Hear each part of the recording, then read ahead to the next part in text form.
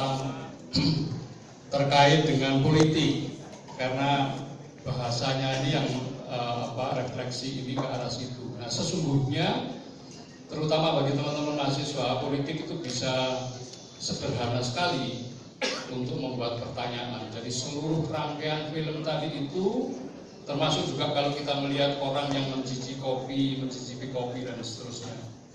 Sesungguhnya dari awal sampai akhir itu siapa yang diuntungkan?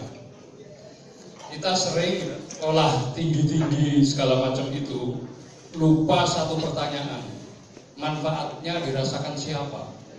Jadi apakah itu belajar menanam, memupuk, mengolah kopi dan seterusnya, maka pertanyaan itu harus bisa dijawab, dan kepastian dari hal yang kita lihat tadi itu akan berjangka panjang jika manfaatnya ada di petani yang menanam tadi itu. Itu satu. Lalu yang kedua, dari Mas Sutradara tadi itu ada pernyataan. Jadi sesungguhnya film ini bukan hanya persoalan budaya dan seterusnya, tapi ini adalah suatu kondisi yang kemudian dia bertanya, apakah 20 tahun lagi akan seperti itu? Nah, itu sebetulnya terkait juga dengan pertanyaan yang pertama.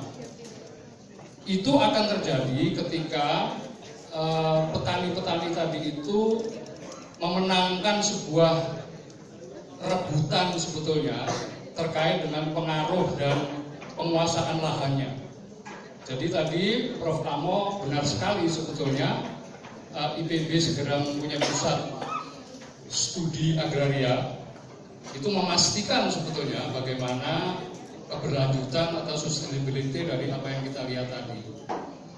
Nah, yang terakhir saya juga mensitir kalimat Bapak tadi itu, salah satu ini yang mengatakan ini sebetulnya adalah istilahnya itu semacam pertemuan antara kita yang melihat dengan petani kopinya yang selama ini pada saat pergaulan dengan kopi segala nggak pernah tahu itu. Lalu yang kedua, semua yang kita ciptakan mengenai kopi itu sebetulnya dia sebut sebagai hyper reality. Jadi sesuatu yang sebenarnya bukan kenyataan, gitu ya, yang dikonstruksikan sehingga yang kita kenal adalah merek-merek dagang. Nah, oleh karena itu, terutama adik-adik mahasiswa, untuk menjawab pertanyaan saya yang kedua tadi, apakah 20 tahun lagi masih ada atau tidak, itu sangat tergantung bukan karena ilmu, tetapi kekuatan pembelaan. Jadi kalau ilmu tidak ada pembelaan, menurut saya omong kosong itu.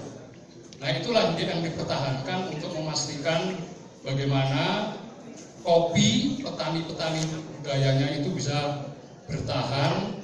Kalau bisa sih jangan hanya 20 tahun, tapi bisa lama-lamanya. Saya kira itu yang dapat saya sampaikan.